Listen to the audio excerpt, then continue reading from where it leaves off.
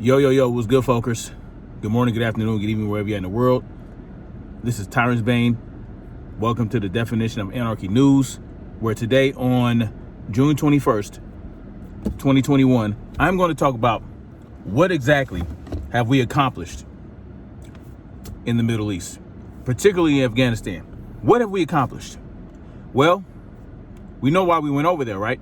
Because on 9/11, right? 9/11, on that particular year, 2001, something happened to where we felt like we needed to invade Afghanistan as a form of retaliation, okay? And then subsequently, we found out that, well, we heard, ostensibly that Iraq was harboring some of the terrorists that committed the act on 9/11. And so we decided that we wanted to invade them, but it wasn't good enough for Congress, apparently. So they had to come up with a lie of weapon of mass destructions, holding weapons of mass destruction and all this other shit. You know why we went over there. But anyway, that was over 20 years ago. Well, almost 20 years ago, right?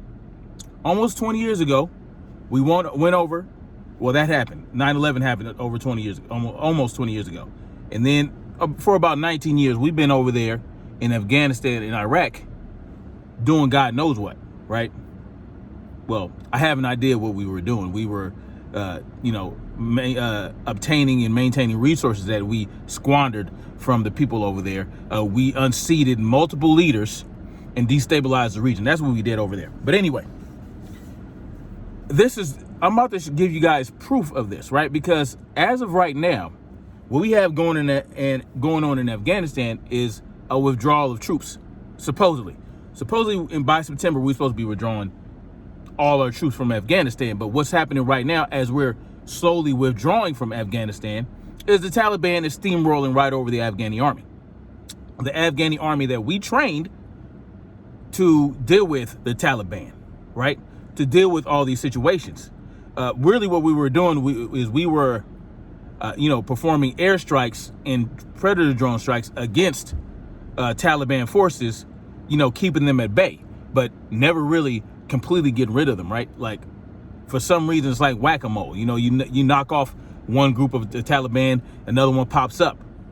So what we have going on here is an endless war that cannot be won. It cannot be won. We'd have to completely carpet bomb the entire country to basically get rid of, the resistance forces is what I like to call them. Some people like to call them terrorists. I like to call them resistance forces, okay? So that's what we got going on, and so I'm going to read from an article that outlines some of this, and it's pretty crazy, man. It's pretty crazy. The Taliban is like, they're reinvigorated like never before. It's like they were some, dormant disease in Antarctica or in the Arctic, in the permafrost that was thawed out, spreading the plague again. Like, this is what we're dealing with. And this is what this is what the military industrial complex thrives on. They thrive on this. They got what they needed from Afghanistan, right? And now they're done. Or so we'll see, right? We'll see if they're really done, right? But let's get into this article real quick. All right, let's get into this article. The Taliban are winning a war of words in Afghanistan. Now, this article is from FP, one of those, highfalutin, news people, right? Foreignpolicy.com. That's what this is. This article is from foreignpolicy.com, dated today. So this is what's going on in Kabul. As Afghanistan's forces cede and regain ground in the Syrian summer offensive against the Taliban, they are losing a propaganda war that is affecting the morale of a fearful population waiting for reassurance that the insurgents won't overrun their country. Okay? Over the weekend, Taliban militiamen stormed districts in the north of the country, furthering the widespread perception that the insurgents are winning against a government that lacks strategy and leadership. How long have we been over there? How long has the U.S. troops been over in Afghanistan, right? Training the Afghani army. They couldn't train anybody to be a leader. They couldn't train. What's going on? They can't train the Afghani army how to hold their country together, to stop these things from happening. Like, what have we accomplished over there? Like, really, what have we accomplished? Since May 1st, the Taliban have stormed 60 districts, with active fighting now going on in some 64% of Afghan territory. 64%. Just think about that. Imagine if 64% of the United States had active fighting going on. 64%. That's a large number. That's a large number. And that's with U.S. troops still there. We're withdrawing, but there are troops still there. We're going to be gone by September. What happened what was going on in Libya? Right? They destabilized Libya. They got rid of their leader. Right? Got rid of Muammar. And now you got slavery going on. I mean, come on, man. Well, come on, man. What have we accomplished over there in the Middle East? What have we done? This is fighting for our country. Is that what our troops did? Did they fight for our freedoms? How was our freedoms affected by the Afghani by the Taliban? Oh, the planes and the buildings, right? Well, what about that third building that didn't get hit by shit, but fell anyway? What about the two buildings that fell neatly into its own footprint?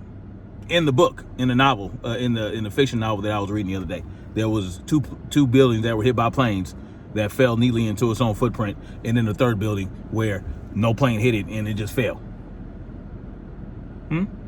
Is that why they went over there?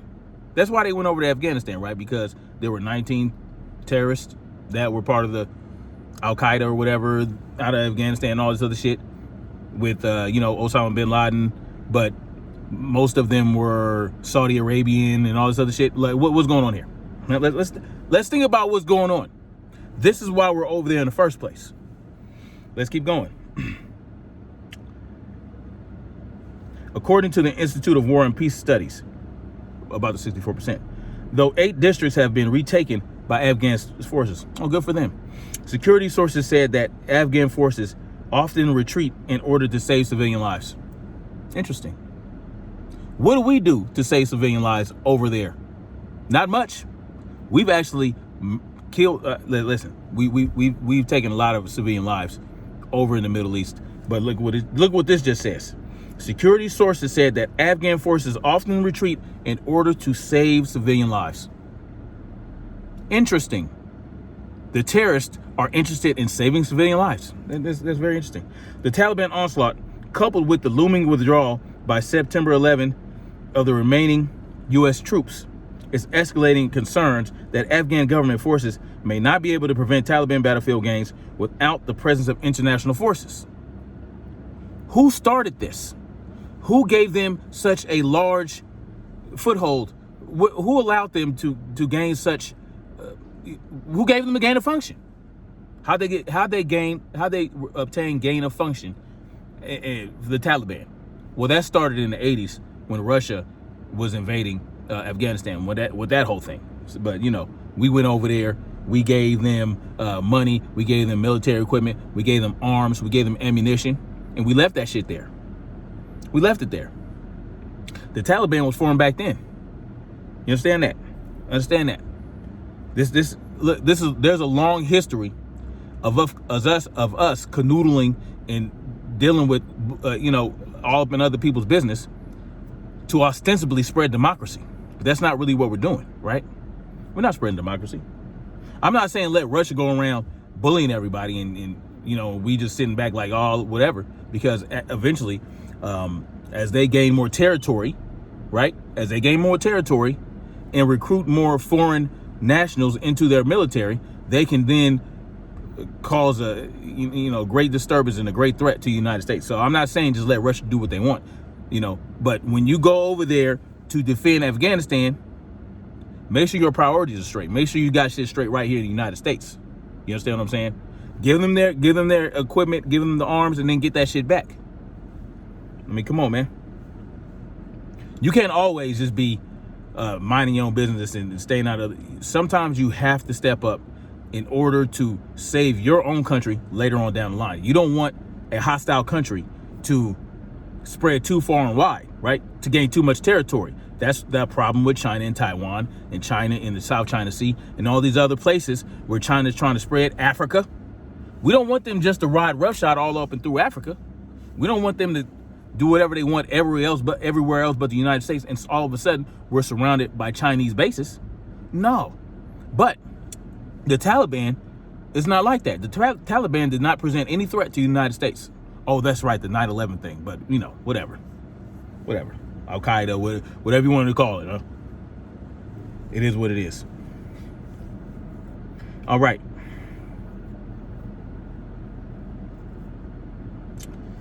Close air support, in particular, has given ground forces the edge over their enemy, but could be significantly curtailed with the withdrawal of U.S. troops and private contractors who work with the Afghan Air Force. The Taliban, much more adept at the use of media platforms than the Kabul government or its supporters in the international community, often post videos on social media of their militants raising flags in central squares of districts where the Afghan forces have been vanquished or forced into retreat.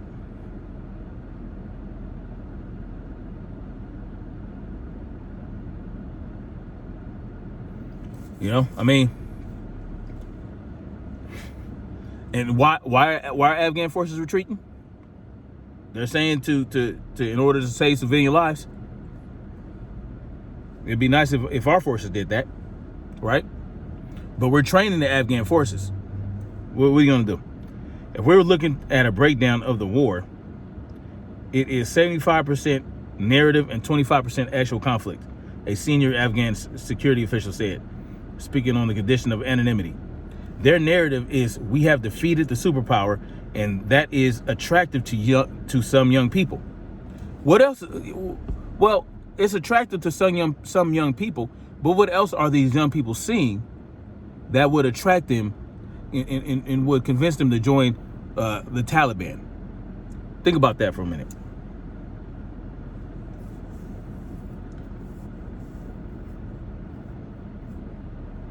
Some Afghan officials counter that the perception of the Taliban victories is due to faulty reporting. Okay, so there's some conflict there. This is what exactly it is: a perception, a false perception held by journalists who are either not in Afghanistan or are blind to the truths of war and how many districts have been retaken. Ethics in journalism are important. Okay, so we have basically, he's talking about propaganda. How propaganda is being spread, and we don't know what's real and what's false, right? The bottom line is the Taliban is still running around over there doing a lot of crazy shit, killing people, capturing people, all this other stuff. While the Taliban trumpet their advances, there's little substantive response from the Afghan government, which lacks a clear communication strategy, or the U.S.-led international forces. The NATO resolution support mission in Kabul declines to respond to requests for information. The U.S. Department of Defense has referred queries back to Kabul. See what we're doing? Oh, let's give it back to them. We done. We accomplished what we came to accomplish. We out of here, right? I'm all for withdrawing the troops. I'm all for it. But why did we go there in the first place? Why did we have to go over there in the first place? Fuck around, kill their leaders, kill the so-called dictators, destabilize their regions. Why are we over there in the first place? Fucking around.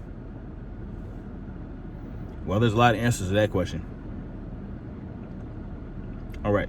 The British Ministry of Defense and the British Army, as well as other NATO partners, have also failed to respond to questions. I wonder why. They're washing their hands. They're done. It's a done data. It's a wrap. It's a cold game, ain't it?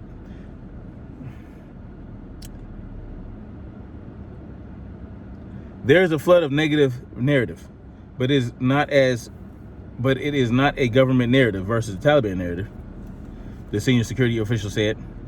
It is a narrative being propagated by international media. Their access to the ground is limited. The people they talk with is limited. They don't really understand how things really are. They have to rely on a lot of information they see in the public space, and not all of it is correct. What is the truth? What is the truth? We don't know, right? We have to rely on the media. The media can tell us whatever the hell they want to tell us. They can tell us, oh, they have this source, that source. It used to be a time where the media, they used to have to have 3 separate sources that, corroborate some substantive information, right? Any information that they had to be backed by 3 sources before they even put it out there. Not so much anymore. Now it's just one anonymous source. So what are we doing here? How reliant can we be on the media? Not much, I say. At the same time, even as the battlefield heats up and more territory falls to the Taliban, government reshuffles are showing coherent response. Afghan President Ashraf Ghani just replaced again the ministries of defense and interior, a move that brings changes in key senior positions as each newcomer seeks to build his own team. But if you're constantly changing the leadership in these important, important departments, what is that also doing to the people that work there? What is that also doing to the security forces and the military? It's like, why do we keep changing our leaders? Like, can we not find any competent motherfucker to deal with this? And that's going to bring down the morale as well. As well as the U.S. troops withdrawing after they started some shit. After they started the shit. They started this shit. Now guess what? They're going to withdraw and you're on your own. Still, the Taliban are on the march. Wait a minute. If the government officials are frustrated with the narrative of the Taliban victory, that's because the insurgents rarely hold districts for long, have yet to take control of provinces and provincial capitals, and don't provide government services in the areas they control. That's not the point. That's not the point of these Taliban forces.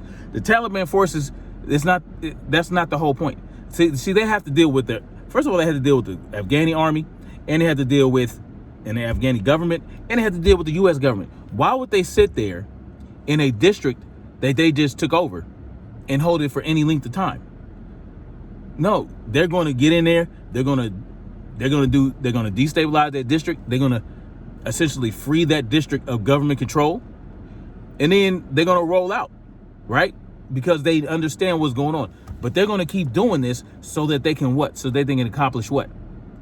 The demoralization of the troops. So that they can recruit more young people to their cause. That's what they're doing. It's very smart. They're not going to hold the region for too long because, they don't have the infrastructure for that. But I believe it's their hope that one day they can topple the government, and then they can do that, right? And then what is the U.S. government going to do at that point? Are they going to invade Afghanistan again, unseat the new leaders of Afghanistan, and here we go, same old story. It's a song that never ends, and it goes on and on, my friends. People started singing it, not knowing what it was, and people started singing it forever just because it's a song that never ends, and it goes on and on, my friend. Y'all get what I'm saying?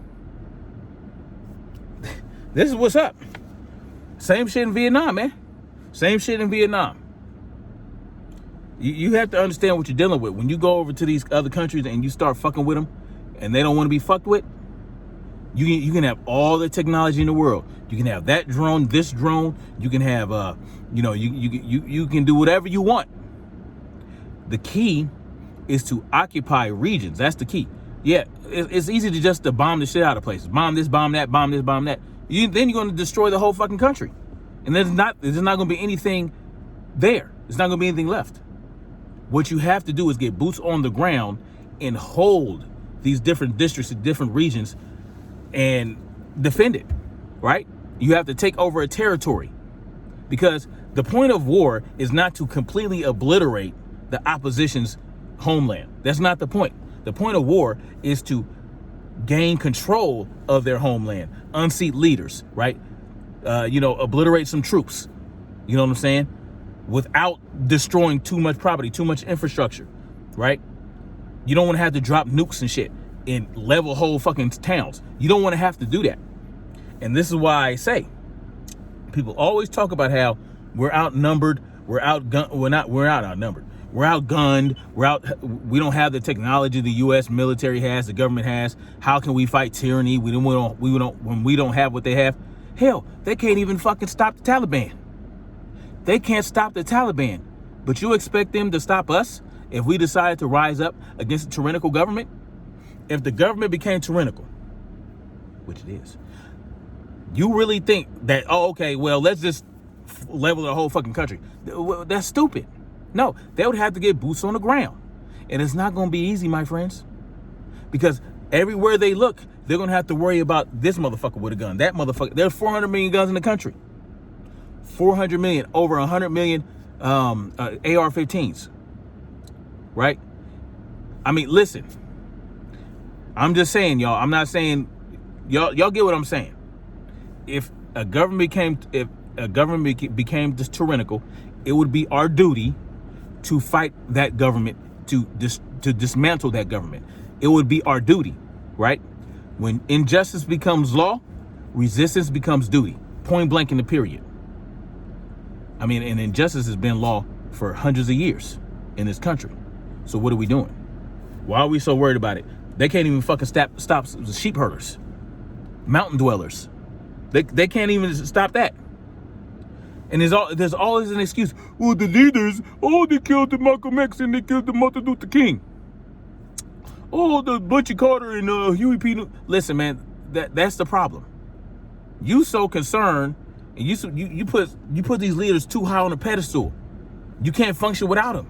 No, the movement has to function without a leader. Everyone has to be their own leader. Every cell has to have their own leadership. And within that cell, every individual can step up and take over a leadership position or take the leadership role if that initial leader passes away or gets killed or something. You can't, you have to function autonomously. That's the whole point. That's the reason these movements have failed, right? That's why the civil rights movement failed. That's why people think it did something. I don't want to say Malcolm X, Huey P. Newton, and Fred Hampton, and even JFK, and all the Marcus. I don't want to say they failed, right? Because they did do something. They moved. They created some movement, just not enough. Right? Why? Because when they went away, when Marcus Garvey got exiled, when Malcolm X got killed, when Bunchy Carter got killed, when Huey P. Newton got killed, when JFK got killed, when all these people got killed that stood up to tyranny, it was like, oh man, our leader's dead. We can't do anything now, and it just disperses. No, we have to. That's where you have to make changes. You have to change it to where the leadership is not so fond after it. That's why I always talk about cult of personality disorder, right? You have to think with your own mind. You have to have critical thinking. Yeah, you have to be independent of thought and independent of will, right? That's the only way it's going to get done, right? That's how the sheep herders are doing it. You think Afghanistan, the Taliban knows what's up. Al-Qaeda knows what's up. ISIS knew what was up, right? Boko Haram, Boko Haram is a piece of shit though. That's real shit. They do some horrible things, right? And I know that, but this is the point. The reason that they're operating as they do, the reason they get away with all the shit they're getting away with, the reason they keep doing things, that's the reason they continue to be so disruptive, is because they're not relying on individual leaders. Like Osama bin Laden, he wasn't no fucking leader or nothing. He was a spokesperson. He was someone they put out there, right? But they were able to operate without him. In Iraq, you know what I'm saying? It wasn't so much the Iraqi government, right? That was a whole different story. It was the Iraqi government. Yeah, that kind of got fucked up after Saddam Hussein got killed. So that's not, that's not a good example. But see, everything rested and relied upon Saddam Hussein, Muammar Gaddafi. That's why those regions are fucking so destabilized right now. That's why there's fucking slavery in Libya, You know what I'm saying? Because, you know, Muammar Gaddafi was seen as such a great leader. Like, they couldn't function without him. And that's the problem. And that's how we make changes in this world. Stop looking to individuals to make everything happen for you. You got to be able to make things happen for yourself. Nothing wrong with listening to a leader, holding someone up in a leadership position, but that's it. They're not gods. They're not kings. They're just leaders that you chose because they have the great ideas. They know how to execute. They lead by example. This is why you have leaders. But a leader is also going to encourage you to be a leader yourself, to know how to operate without him, to show you how to be a leader. Like, look, man, you guys rely on me too much. If he senses that, look, you guys need to start learning how to be on your own, how to make things happen by yourself. I'm going to show you the way, and I'm going to give you the tools, but you got to learn how to use those tools, and you're going to know how to lead that way when it's your turn, when you're up for it. That's really all it is to it, guys. So anyway, like, share, subscribe if you feel the need to, if you want to. It is what it is. I don't care. I just put this information out there because I feel like it's important. All right. We didn't do shit productive in Afghanistan. We didn't do shit productive in Iraq. We are not doing shit productive in the Middle East, period. We didn't do shit productive in Vietnam. We didn't do shit productive. We're not doing anything productive anywhere. We're creating more enemies. We're destabilizing whole regions. And that's all we're doing. And the only thing that's stopping us, I'm talking about the people of the United States, not the government, the people of the United States. The only thing stopping us from feeling the retribution of what our government's doing to all these countries, well, the 400 million things that are stopping us from feeling that retribution is our 400 million firearms that we are able to hold and that we can have at this very moment, even though in some places it's very restricted. And that's why it's very important that we have the right to keep and bear arms. Anyway, much love, like, share, subscribe, peace out. And yeah, let me know what y'all think. Let me know if you guys think that what we're doing in Afghanistan and Iraq is a good thing or not. Holla at your boy.